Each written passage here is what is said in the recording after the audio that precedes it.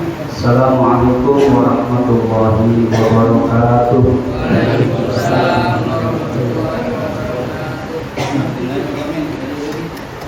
Alhamdulillahilladzi farada alaina siyama Ramadan alladzi unzila fihi al-Qur'an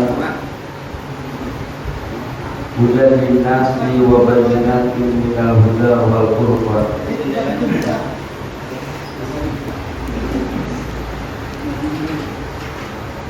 Asyhadu an la ilaha illallah wahdahu la syarika lah wa asyhadu anna sayyidana wa nabiyyana Muhammadan abduhu wa rasuluhu la nabiyya wa la rasula ba'da. Allahumma shalli wa sallim ala hadzal nabiyil karim Muhammad wa ala alihi wa sahbihi ajma'in. Amma ba'du, subhanaka la ilma lana illa ma 'allamtana innaka antal alimul hakim. Sadaqallahul azim. Ma'asyiral muslimin rahimani rahimakumullah. Jemaah salat subuh Masjid Darul Rahman. Insyaallah kita sama-sama berharap dimuliakan oleh Allah Subhanahu wa taala. Alhamdulillah wa syukur alhamdulillah. Hari ini kita bisa hadir bermuajahah muka bersilaturahmi di bulan Ramadan 1443 Hijriah, hari yang keberapa Pak? Ya, ke-6. Ada yang 8, ada yang 9. 8, 9 yang penting lebarannya sama. Seperti itu. Alhamdulillah, lebaran tinggal 22 hari lagi. Ya, terasa ya. Ma'asyiral muslimin rahimani rahimakumullah. Dalam waktu yang singkat ini Al-Fakir ingin menyampaikan salah satu hadis Rasulullah SAW yang diriwayatkan oleh Imam Abu Dawud dan Imam At-Tirmidzi dari sahabat Rasulullah SAW Ibnu Abbas. Kata Ibnu Abbas, Rasulullah SAW bersabda, al-jannatu mushtaqatun ala arba'ati nafar. Surga itu sangat merindukan 4 golongan. Jadi ada 4 golongan yang sangat dirindukan oleh surganya Allah Subhanahu wa taala. Kalau biasanya kan kita yang merindukan masuk surga. Ada yang mau masuk surga? Pasti kita mau semua. Pertanyaannya, siapa yang mau duluan? Ya, mati dulu lah. Nanti belakangan aja Ustaz. Biasanya kita merindukan surga. Ini surga yang merindukan 4 golongan. Apa aja yang dirindukan oleh surga? Yang pertama, yang dirindukan oleh surga itu adalah talil Quran. Orang yang senantiasa membaca Al-Quran. Tala yatlu tilawatan bahwa talil, artinya orang yang membaca Al-Quran. Mengapa surga merindukan orang yang membaca Al-Quran? Karena Quran itu adalah kalamur rahman. Kata istilah Syekh Imam Al-Mawardi dalam tafsirnya An-Nukat wal Uyun mengatakan bahwa Al-Quran itu disebut dengan kalamur rahman, kalam yang mulia. Al-Quran adalah kalamur rahman, kalam yang mulia, yang dibawa diantar oleh malaikat yang paling mulia. Siapa namanya? Jibril alaihissalam. Diberikan kepada orang yang paling mulia mulia. Rasulullah Shallallahu Alaihi Wasallam diturunkan di bulan yang mulia, bulan Ramadan, dan diturunkan pada malam yang paling mulia, namanya malam Lailatul Qadar. Maka orang yang senantiasa memperbanyak diri untuk mengkaji, menganalisa, meneliti, memahami, bahkan mengamalkan Al-Quran, pasti orang itu akan dimuliakan oleh Allah Subhanahu wa Ta'ala. Tinggal balik kepada diri kita. Karena ini hukum kausalitas. Seberapa banyak kita memuliakan Al-Quran, maka sebanyak itulah Allah memuliakan kita. Kalau hari ini kita kurang begitu mulia hidup, kurang begitu kurang begitu berarti, maka timbul pertanyaan, jangan-jangan kita belum memuliakan Al-Quran. Jadi kalau yang mulia dibawa oleh makhluk Allah Jibril yang mulia, diberikan kepada makhluk Allah Rasulullah Muhammad yang mulia, kemudian di bulan yang mulia, di malam yang mulia, malam Lailatul Qadar, maka orang yang belajar Al-Quran insya Allah hidupnya akan mulia. Lalu mempelajari Al-Quran juga adalah hal yang paling mulia. Khairukum man ta'allama al-Qur'ana wa 'allamahu. Sebaik-baiknya kalian, kata Rasulullah, adalah orang yang belajar Al-Quran dan mengajarkan.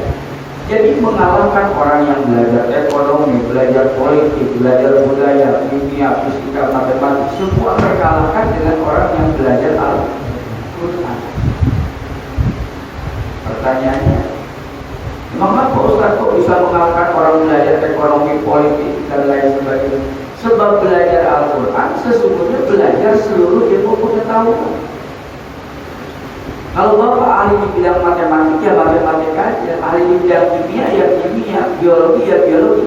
Tapi mempelajari Al-Quran akan membidangi seluruh ilmu yang ada di dunia, sudah ada di Quran. Secara prinsip di Quran sudah ada.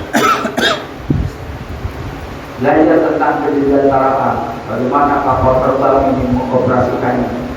Bila dibaca secara prinsip dalam surah Ar-Rahman sudah disebutkan, dalam surah Al-Mulk sudah disebutkan. Bagaimana Allah menggambarkan burung itu terbang dan lain sebagainya. Itu adalah gambaran. Dan semua ilmu itu secara prinsip sudah ada di dalam Al-Quran. Mau belajar ilmu apa? Cuma sayang kita ini kurang memahami, kurang belajar Al-Quran. Kalau seolah-olah kalau sudah bisa baca Quran, asal paham Islamnya. Seolah-olah kalau kita sudah hafal Al-Quran, asal paham ahli surga. Padahal belum apa-apa. Saya di rumah sedang mengkaji beberapa buku-buku yang beraliansi tafsir. Lebih dari 30 judul tafsir sudah saya kumpul di rumah. Yang gede-gede, tafsir Kabir 33 jilid. Minimal 1 bulan saya harus beli 1 tafsir, 2, 3, ya yang murah-murah lah, 2,5. Karena tafsir-tafsir yang besar itu nggak ada yang murah-murah. Sekarang sudah agak murah, alhamdulillah, karena banyak tafsir digital. Tinggal diklik di sini berapa ratus ribu judul tafsir sudah ada. Cuma persoalannya kita kan bisa baca. Belajar bahasa Arab nggak usah belajar bahasa Arab. Cukup aja mantul dari bukunya, nggak boleh belajar bahasa Arab. Saya bilang, bagaimana bisa memahami Quran kalau kita tidak bisa belajar bahasa Arab? Tapi belajar bahasa Arab hobi. Kita belum pernah ya Ustaz, ya Ustaz. Pertemuan pertama 50 orang, luar biasa. Pertemuan kedua 20 orang. Pertemuan ketiga 10 orang. Pertemuan keempat pengurusnya tuh. Pertemuan kelima saya dengan Pak Ahmad tuh. Yang lain pada nggak ada. Oh ganti ustaznya barangkali kurang kompeten, berarti yang bisa was-was bahasa Arab sarua kayaknya. Ya, persoalannya bukan masalah guru, persoalannya adalah minat kita untuk belajar ada apa. Nah, orang yang membaca Quran tadi itu, subhanallah, luar biasa, pelajari oleh kamu Al-Quran. Apa katanya? Sebaik-baiknya kamu itu adalah orang yang belajar Al-Quran dan mengajarkan. Banyak, luar biasa kalau kita mengkaji pemahaman para ulama tentang isi Al-Quran. Lalu orang yang belajar Quran tadi itu, yang banyak mengaji Al-Quran, Allah akan berikan ketenangan, tenang di dalam hidupnya, tidak gundah-gulana. Dan Allah sampaikan di dalam surah 13 ayat 28, alladzina amanu wa tatma'innu qulubuhum bi dzikrillah, ala bi dzikrillah tatma'innul qulub. Nah, ada innul qulub. Orang-orang yang beriman dan orang-orang yang hatinya tenang bi dzikrillah, karena zikir kepada Allah. Imam Al-Mawardi mengatakan bi dzikrillah itu maknanya bil Quran. Orang yang senantiasa, orang yang beriman dan hatinya menjadi tenang karena banyak membaca Al-Quran. Alhamdulillah, kita bilang bahwa dengan membaca Al-Quran itu tatma'innul qulub, hati kita menjadi tenang. Kalau kita baca Quran, Quran itu bacaan luar biasa. Lagi sedih, ada kematian, dibaca Quran, angkat. Lagi hajatan, bersuka cita, banyak undangan, baca Quran, angkat. Coba dangdutan. Lagi sedih, ada yang mati, tiba-tiba menyangkut goyang-goyang. Ambil 3 bulan, tidak tahan. Jadi orang yang membaca Quran akan diberikan ketenangan oleh. Sebaliknya orang yang jauh dari Al-Quran Al-Karim, dia akan menjadi teman syaitan. Lihat dalam surat Asy-Syura. Wa may yakshu an dzikrir rahman nuqayyid lahu syaitanan. Barang siapa yang melupakan dzikrur rahman Al-Quran Al-Karim, maka Allah jadikan syaitan itu sebagai teman dekat. Nuqayyid lahu syaitanan wa huwa lahu qarin. Teman dekatnya itu adalah syaitan. Tidak hanya di situ. Wa innahum la yasudduna 'anis sabil wa yasabuna annahu muhtad. Dan mereka itu menghalang-halangi kebenaran. Tetapi di dalam hati seolah-olah dia itu ada di dalam petunjuk. Tidak tahu sesat, tapi merasa dirinya paling mendapatkan petunjuk karena melupakan Al-Quran. Nah, umat Islam hari ini, kenapa kita ini terpuruk hari ini? Karena jauh dari Al-Quran. Banyak umat Islam tidak bisa baca Quran. Padahal Quran itu way of life. Quran itu adalah iman. Quran itu adalah gaya. Quran itu adalah arahan kita. Sekarang kalau nggak bisa baca Quran, apalagi sampai mengartikan, jangan kalah dengan orang-orang Nasrani. Saya lihat di YouTube itu orang-orang Nasrani yang jadi mualaf. Saya udah hantam Al-Quran 2 kali walaupun baca terjemah, 3 kali, bahkan ada sampai 7 kali hatam Al-Quran baca terjemahnya hanya ingin mencari kelemahan Al-Quran. Tetapi apa yang didapat? Malah kelebihan yang pada akhirnya mereka masuk Islam karena hasil penelitian sendiri. Kita umat Islam malah tidak mau.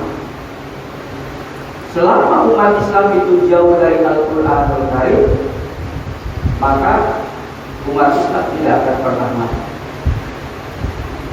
Karena kuncinya di situ, di dalam Al-Quran. Umat Islam itu seberapa jauh kita punya komitmen terhadap Quran, sejauh hati kita menjadi tenang. Karena banyak membaca Al-Quran. Al-Quran. Jadi yang dihidupkan oleh surga itu adalah yang pertama orang yang membaca Al-Quran. Nah, dalam hadis lain, barang siapa yang membaca Al-Quran lalu dia terbata-bata, untuk masih terbata-bata. Coba kalau persemen itu berat 50 kilo terbata-bata, maka Allah akan berikan 2 pahala. Satu, pahala membaca Al-Quran. Dua, pahala kesulitan dia di dalam memahami. Tapi susah Ustaz memahami, gak susah. Dan Allah sudah janji, walaqad yassarna minal Qur'an fahal min muddakir. 3 kali Allah ulang-ulang, walaqad yassarna minal Qur'an.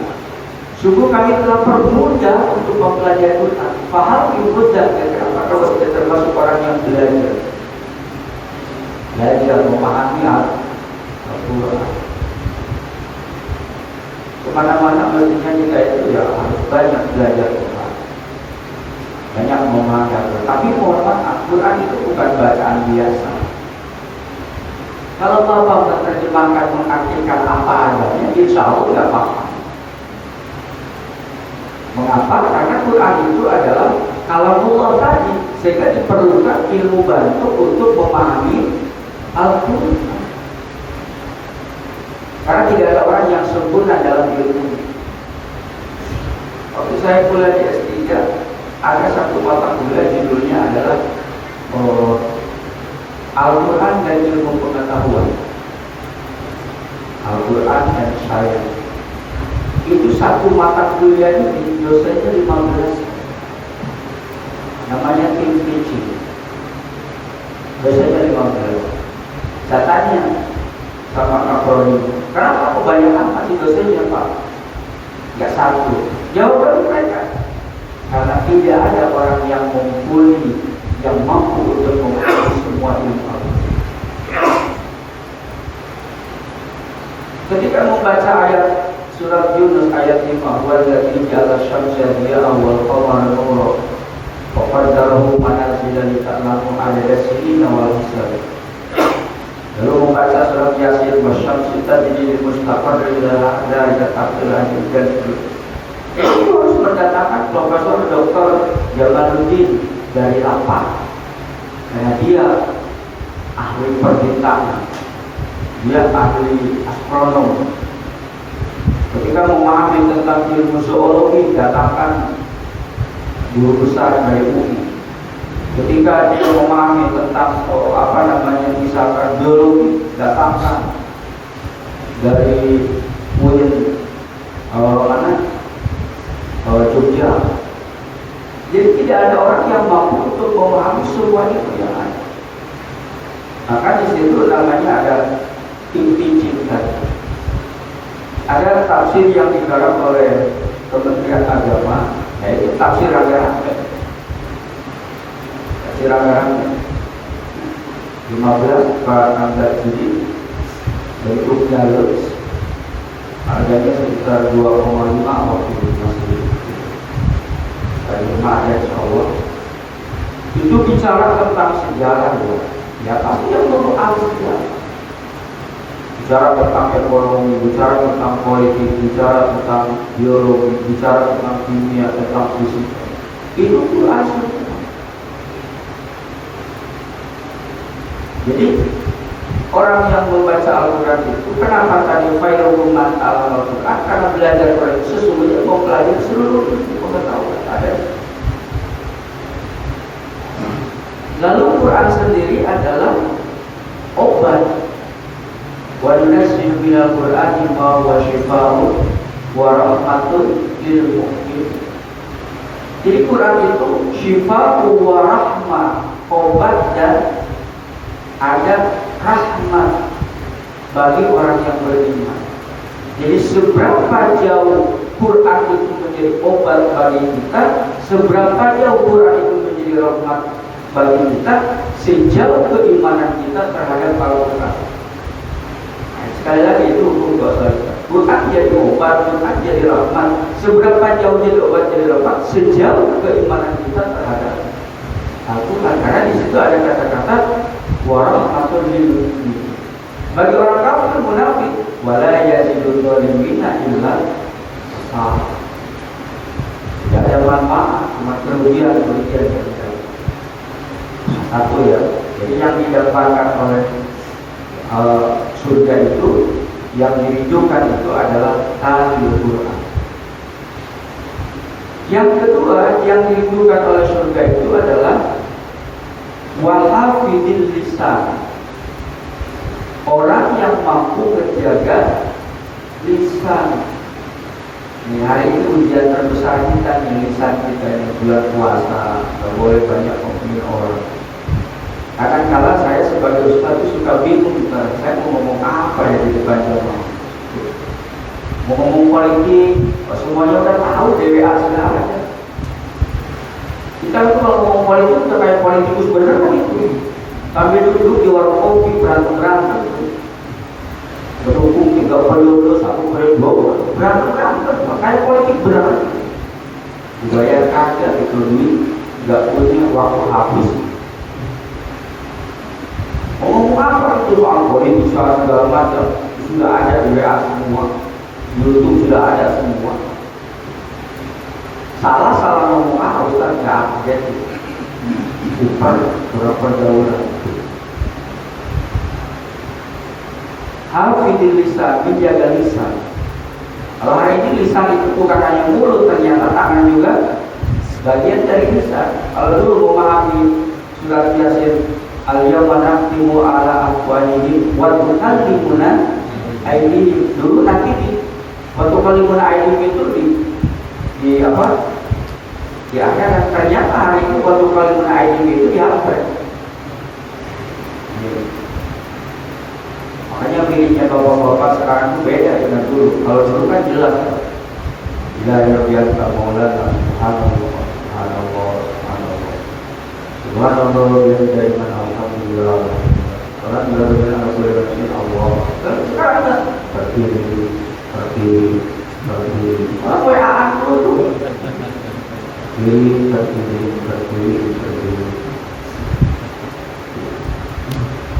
Jadi orang yang menjaga lisan, sampai orang yang menjaga lisan itu disejajarkan dengan orang yang beriman kepada Allah dan akhirat.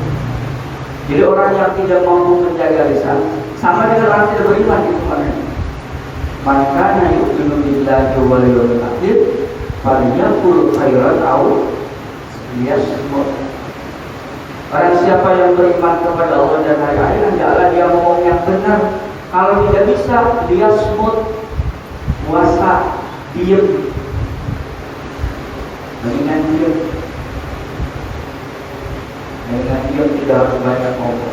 Ada istilah diam adalah emas. Hanya kata Kak Lontok, kalau istri saya ngomel dulu, saya kan diam aja dikasih emas terus, istri saya baik. Diam adalah emas.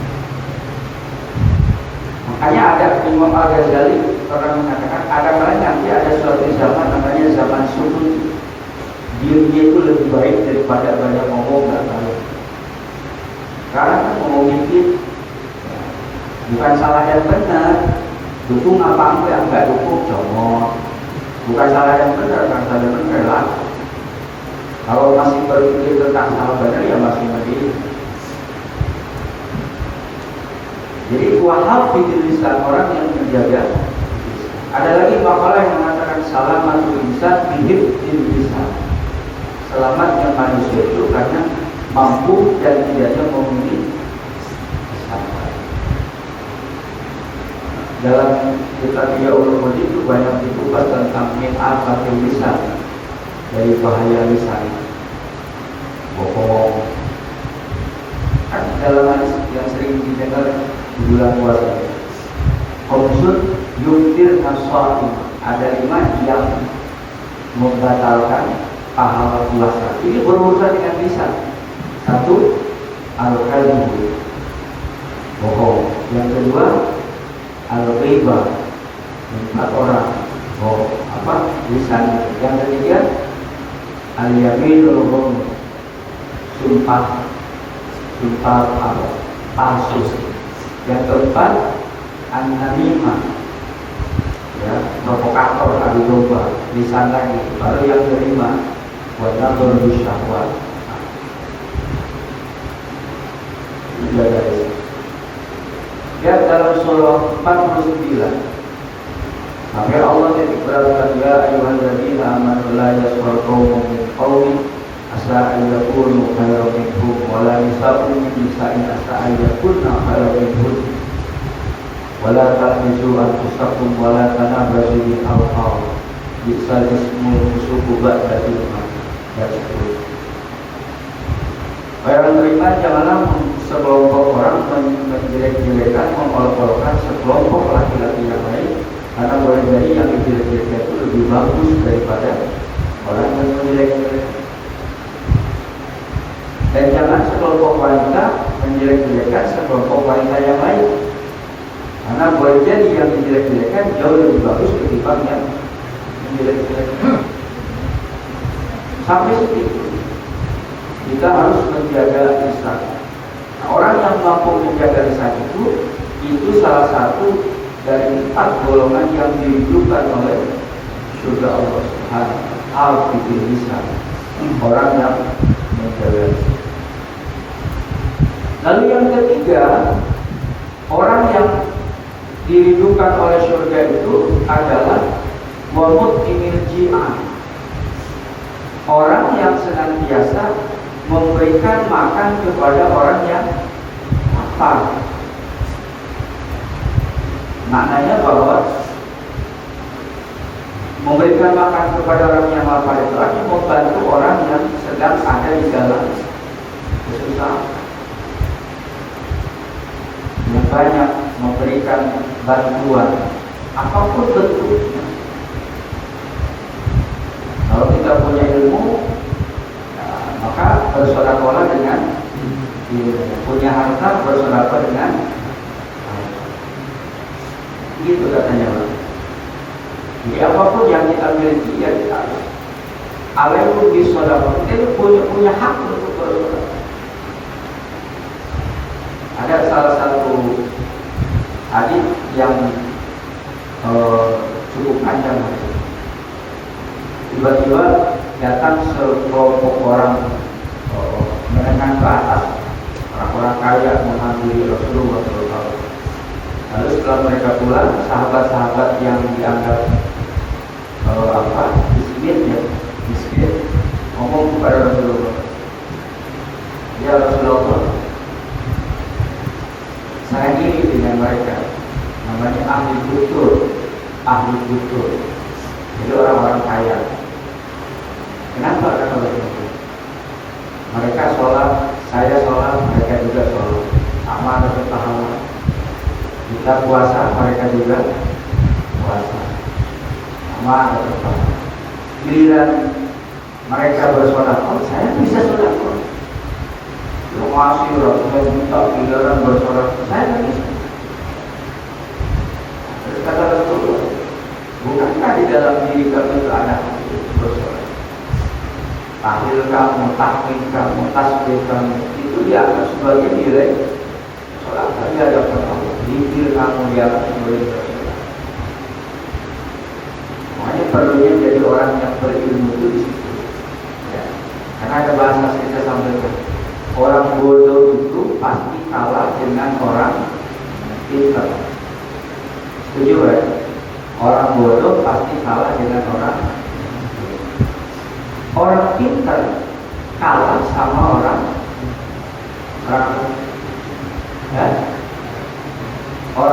cerdas.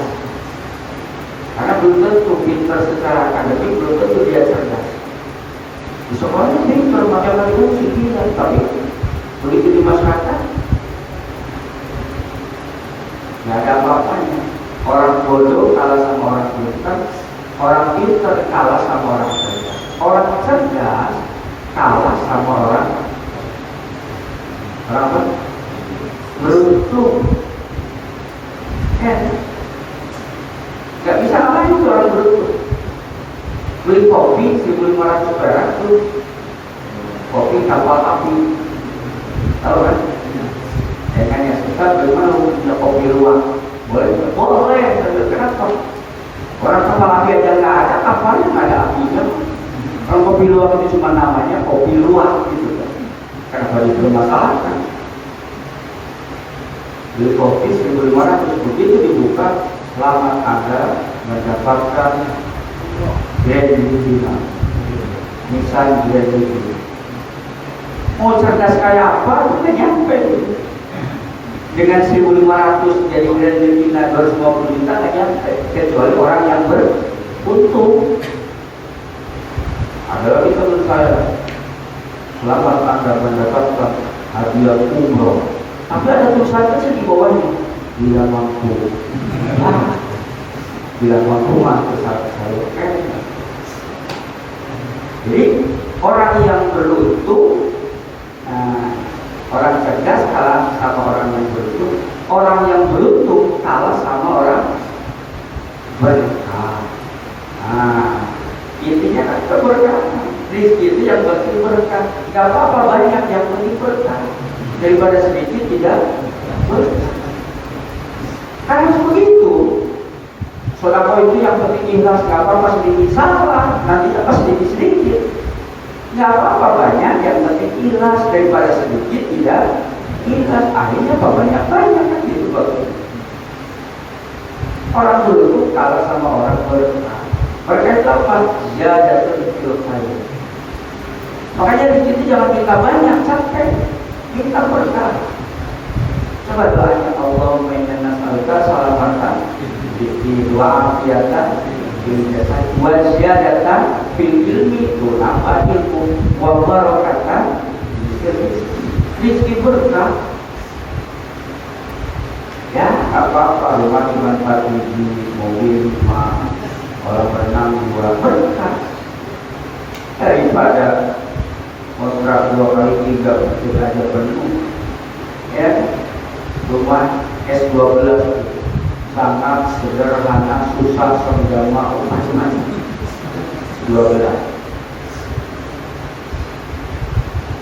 Jadi di situ pentingnya ilmu.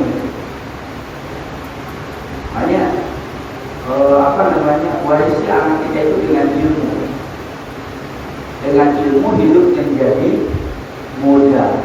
Dengan ilmu hidup menjadi mudah. Dengan iman hidup menjadi terarah. Dengan cinta hidup menjadi bergairah. Dengan seni hidup menjadi indah. Dengan ilmu hidup menjadi mudah. Ini saya baca salah satu buku, katanya ciri ulama itu, kalau Bapak ingin melihat ini ulama apa bukan, lihat aja ciri ini. Ada 3 karakter ulama. Yang pertama, hubbul ilmi, dia mencintai ilmu, ya, dengan cintai ilmu. Yang kedua apa? Ciri ulama, khasyatullah, takut kepada Allah. Semakin banyak ilmu, mestinya harus semakin takut kepada Allah. Bukan semakin banyak ilmu, semakin menentang Allah. Bukan ulama itu. Jadi banyak ilmu itu harus semakin takut kepada Allah. Kalau hanya sekedar pintar banyak ilmu, mohon maaf, iblis lebih pintar. Iblis lebih hebat.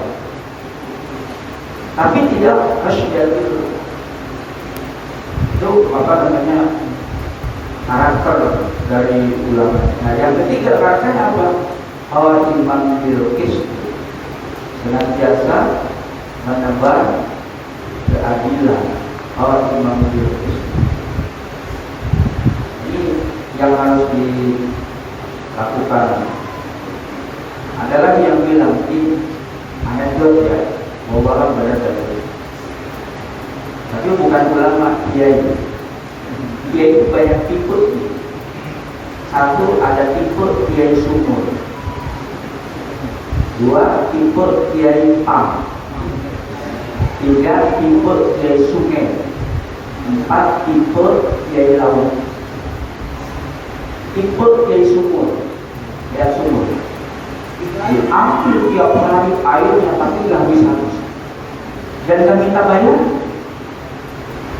Kiai kampung ngajar seumur umur tuh bapak saya punya pesantren, lalu punya masjid, kubah tiap Jumat, ngajar tiap hari, tidak pernah dibayar sebesar itu. Namanya Pak Kiai Sumur, menebar kebaikan tanpa pamrih, hanya mengharap gitu. Ada yang kedua, kayak apa? Kiai Pam. Pam itu air yang ngalir kalau dibayar. 1 hari aja terlambat semua. Gimana kalau kita terlambat sih, karena 20, 21 tuh bayar. udah disegel, ya kan? Diundang, pakai DP, tentukan sekian. Saya punya teman di KITB, kan kalau saya mengundang akan bilang, udah teman mas 10 juta aja, udah teman mas 10 juta aja. Saya bilang masya Allah, ini kasih DP dulu ya. Dia sakit kok sampai ke Australia berobat. Ngomong ke saya, buang kembali uang DP 200 juta. Uang DP kembaliin 200 juta, masih berikan kembali uang DP. Hanya nggak bisa ngaji karena sakit, dibalikin tuh uang DP sampai 200 juta. Jadi apa? Namanya biaya apa? Biaya pak. Yang ketiga biaya sungai. Sungai itu menebar kebaikan, menebar kemanfaatan, bisa pakai dia. Boleh bayar, boleh saja. Dibayar alhamdulillah, enggak dibayar apa-apa. Ya itu namanya. Kayak sungai. Airnya jernih bisa diminum. Kan sungai itu. Kecuali sungai biar dia. Ya. Lalu yang keempat, yaitu di laut. Nah, laut kalau sendiri dia masuk semua. Mohara kata urusan yang penting majuin selesailah. Jabatan yang penting yang ada urusan. Masyarakat mau enggak ada urusan yang penting. Ya kan dia tahu. Bangkai masuk, kotoran masuk, semua masuk ke laut. Nanti kita mau. Jadi hal itu bisa orang yang menjaga. Yang kedua, wabut imil jinan, orang yang senantiasa memberikan makan kepada orang yang lemah. Nah, bulan puasa ini paling tepat. Ya, paling. Saya targetkan harus minimal ya 1 hari 1 bungkus misalkan 1 bungkus, 1 box air mineral 20.000 ya. Kalau di Aceh 18.000. Berarti 1 bulan ya hanya 600.000. Saya nggak bisa Ustaz, ya minimal 1 dus lah. Nggak bisa Ustaz, ya 1 kan. Kalau masih cara itu dipikir gitu. Mungkin ada orang yang habis tarawih haus lah ya kayak minum. Nggak bisa Ustaz, ya mati aja lah itu. Masa gelas saja tak mampu. Yang terakhir yang dirindukan oleh surga itu adalah wasaimi fi syahri Ramadan. Orang yang puasa di bulan Ramadan. Bahkan dalam hadis disebutkan di surga itu ada 1 pintu namanya Babur Rayyan. Itu pintu spesifikasi bagi orang yang puasa di bulan Ramadan. Kenapa kok istimewa banget sih puasa? Karena puasa itu adalah ibadah siriyah, ibadah yang sifatnya rahasia. Di antara kita siapa yang tahu puasa kita? Hanya Allah dengan kita sendiri. Kan boleh jadi bapak-bapak dari rumah malam-malam sahur sama anak istrinya, tiba-tiba pergi ke kantor. Setelah di kantor masuk warung jin. Tahu warung jin? Itu kepalanya nggak kelihatan, kakinya ongkak-ongkakan. Namanya warung makan lagi situ. Begitu ke rumah pura-pura dia terus. Kasihan bapak kamu capek habis kerja terus sudah biarin tidur pada kemana? Nggak tahu. Begitu jam 3 siang sakit, mumpah tuh, begitu keluar ada rendang. Akhir tuh istri. Perasaan bapak itu tadi pada makanan, makan kan sama kampung, kok jadi rendang? Ditanya sampai sini, Pak, nanya ya, jangan marah. Dan kenapa? Perasaan kan kita memakan, kok bapak muka ada rendang? Subhanallah, itulah ibadah Ramadan. Kampung aja jadi rendang. Namanya ilmu nakal. Bisa kan itu? Habis makan susu ini supaya orang pura-pura lemes. Bisa. Namanya ibadah sirriyah. Makanya pahalanya itu khusus Allah. Wa ana ajzihi. Setiap amal ibadah itu kembali kepada manusia, kepada dirinya, kecuali puasa. Wa ana ajzihi. Aku yang akan langsung membalas puasa. Karena puasa itu spiritual.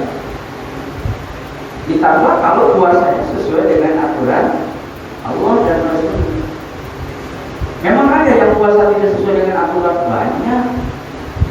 Rasulullah kan hadisnya seringkali didengar, kami sholat ini laisa lahu min syami illa al-ju'u. Banyak orang yang puasa tapi tidak punya nilai puasa kecuali hanya lapar dan haus, karena tidak puasa badan. Jadi Imam Ghazali itu membagi puasa kan tiga ya, puasa awam, puasa khusus, puasa khusus khusus. Nah, puasa awam itu ya puasa kebanyakan, tidak makan, tidak minum, tidak berhubungan dengan suami istri, bisa lain, sudah. Ada puasa khusus itu mah puasanya para nabi, ya puasanya para nabi. Saumul anbiya wal mursalin, kita nggak mampu. Jadi itu gerbongnya gerbong eksekutif. Jadi kalau TV, IP, baru puasa khusus. Nah, kita insya Allah bisa. Apa itu puasa khusus? Puasa khusus itu adalah kaful jawarih an syahwat, yang bisa menahan anggota badan dari keinginan syahwat. Mana aja? Nah, dijelaskan dalam kitab Marahul Ubudiyah, Imam Nawawi Al-Barbahari mengatakan ada 7, yang saya sampaikan, ada 7 anggota badan kita yang akan menyebabkan kita masuk neraka. Maka ketika puasa 7 ini harus puasa. 1. Mata. 2. Telinga. 3. Mulut atau lisan. 4. Tangan. 5. Kaki. 6. Perut. 7. Kemaluan. 7. Ayo kita berpikir. Tangan insya Allah lagi puasa nggak nyolong. Itulah makna. Jangan salah arti, bro. Katanya dalam hal disebutkan kalau bulan puasa datang, pintu surga dibuka, pintu neraka ditutup, setan dibelenggu. Tapi tetangga saya kok ada yang kesurupan. Kalau itu bocor katanya setan. Itu iblis, jin, bukan setan. Setan itu asal kata dari syaitan. Artinya apa? Makna hadis itu pintu surga ditutup, pintu surga dibuka, kita bersikeras untuk berbuat baik. Kan gitu. Pintu neraka ditutup, kita berusaha untuk tidak melakukan hal yang tidak baik. Kemudian setan dibelenggu, artinya bahwa untuk melakukan kesalahan kita mikir-mikir. Habis sholat ada sandal baru, lumayan. Dia dari kemarin ribu. Terus kita lupa, ada di puasa, masa puasa nyolong. Nah itu maksud saya tadi balik. Mau berbuat gak benar nih masuk masalah di puasa. Itu namanya setan dibelenggu seperti itu. Setan dibelenggu. Tangan insya Allah tidak. Kaki insya Allah tidak. Kemaluan insya Allah tidak.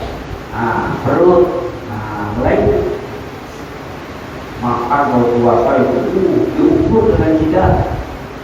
Kalau belum sama kencangnya belum berhenti. Sampai pun tarawih itu susah. Balas dendam. Nah ini kan satu. Apalagi? Yaitu perut itu urusan makan. Mata. Mata itu sebetulnya kita coba, kita lagi ngaji Quran pakai ini, tiba-tiba iklan datang tuh cewek dajjal, antara dada dan munjal kelihatan, sekmilnya kelihatan, dajjalnya kelihatan, ya kan? Sumur, tahu susu dijemur di Bali itu banyak sumur. Susno 2 biji, susu normal 2 biji, ini pakai dijemur ya. Keluar semua tuh. Dan iklan hari ini nggak bisa dihapus, tunggu dulu 10 detik, 15 detik, 12 detik, baru lewati iklan, baru bisa dihilangin. Kalau belum muncul itu nggak bisa. Mata nggak kelihatan, telinga, mulut, apalagi. Nah, puasa yang baik itu adalah puasa yang mampu menjaga 7 anggota badan. Tapi kata Imam Nawawi, ada 1 anggota tubuh yang mampu menyelamatkan 7 badan kita tadi, 7 anggota badan. Namanya apa? Hati. Maka pintu surga ada 8, pintu neraka ada 7. Jangan maulah masuk ke neraka. Mestinya kita minta masuk ke surga. Walaupun di emperannya enak di surga. Enggak masuk tapi masih di emperan. Nah, apa itu hati namanya? Makanya dalam hal ini disebutkan idal sholahal jasa dulu, idal fasadat jasa. Kalau hatinya benar, maka seluruh badan kita insya Allah benar. Kalau hatinya jelek, nah, kejelekan hati itu apa? Penyakit hati itu sombong, ria, apalagi hasad, iri ya. Itu penyakit hati. Lihat, sombong, ria, hasad dan lain sebagainya itu merusak amal. Hadirin jamaah yang dimuliakan Allah Subhanahu wa taala, mudah-mudahan apa yang saya sampaikan bisa bermanfaat untuk kita semua dan insya Allah bisa dilaksanakan di bulan Ramadan. Ini saja mungkin yang bisa disampaikan. Ada yang perlu didiskusikan? Cukup jelas atau cukup 12? Ya. 12 bukan? Ya kalau tidak ada memang susah Pak, ngaji itu susah. Makanya saya ngajar di sekolah jadi dosen, bikin soal itu dibayar. Kan susah. Tapi kalau ngejawab soal bayar. Karena kita mau ujian kan suruh ngejawab, suruh dikerjain suruh bayar lagi. Ternyata buat soal itu lebih susah ketimbang menjawab. Makanya ada yang bertanya, nggak ada apa susah. Hanya ada dalam istilah bahasa ilmu itu as-su'al nisful ilmi. Soal itu setengah dari ilmu. Jadi kalau saya ngomong dari awal sampai akhir, Bapak bisa bertanya, setengah ilmu itu sudah dikuasai. Kalau yang bingung, mulanya apa? Bingungnya apa? Mudah-mudahan manfaatnya. Kita tutup dengan doa. Al-Fatihah.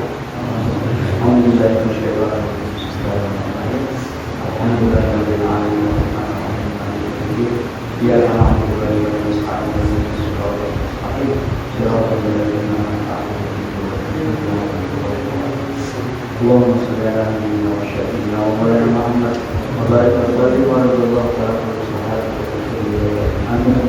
Alhamdulillah rabbil alamin. Alhamdulillah rabbil alamin. Ya Rabbana lakal hamdu kama yanbaghi li jalali wajhika wa Allahumma salli ala sayyidina Muhammad wa ala alihi wa barik wa tapi wa ala alihi haqqa qadrihi wa al-'azim. Allahumma taqabbal minna salatana wa sallamana wa qiyamana wa qira'atana wa sujudana wa tadarruana wa ta'ashirana wa tafsirana ya Allah ya Rahim. Rabbana hadana min azwajina wa dhurriyyatina qurrata a'yun waj'alna lil muttaqina imama wa waj'alna lil muttaqina imama. Nas'aluka ridhaka wal jannah wa na'udzu bika min syarrika wal nar. Nas'aluka ridhaka wal jannah wa na'udzu bika min syarrika wal nar. Nas'aluka ridhaka wal jannah wa na'udzu bika min syarrika wal nar. Rabbana atina fid dunya hasanah wa fil akhirati hasanah wa qina adzabannar. Biqadri subhana rabbika rabbil izzati amma yasifun. Salamun ala mursalin walhamdulillahi rabbil alamin. Kita tutup dengan doa kafaratul majelis. Subhanallahumma wa bihamdihi.